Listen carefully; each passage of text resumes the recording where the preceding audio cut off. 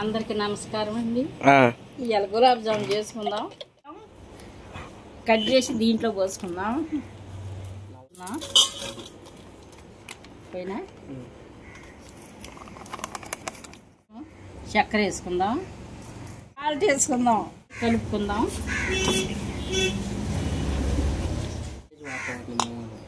వేసుకుంటా కలిపి ముద్దలాగా చేసుకుందాం.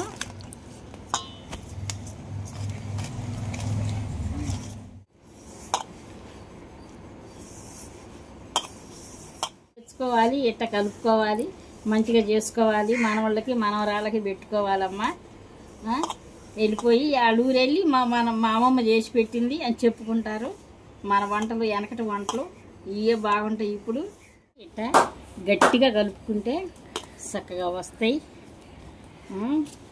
మీకే అలవాటు అవుద్ది. అప్పుడప్పుడు చేసుకుంటుంటే మంచిగా చేసుకోండి. నన్ను చూసి నేర్చుకోండి. మంచిగా మీ పిల్లలకు వండి పెట్టుకోండి. ముసలోళ్ళ వంటలే బాగుంటాయండి.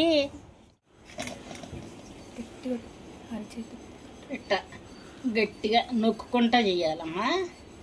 చేస్తే బాగా కుదురుతాయి. తేలికైన పనే చేసుకోండి చక్కగా.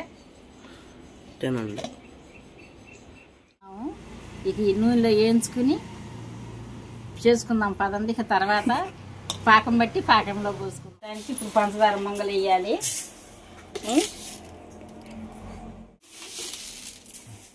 పాకం పట్టుకుందాము. పాకం పట్టుకుందాం. నల్లని మబ్బును చుట్టిన చంద్రుడిలా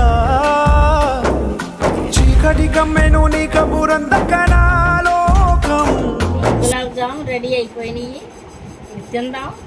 చెంచా తీసుకురండి.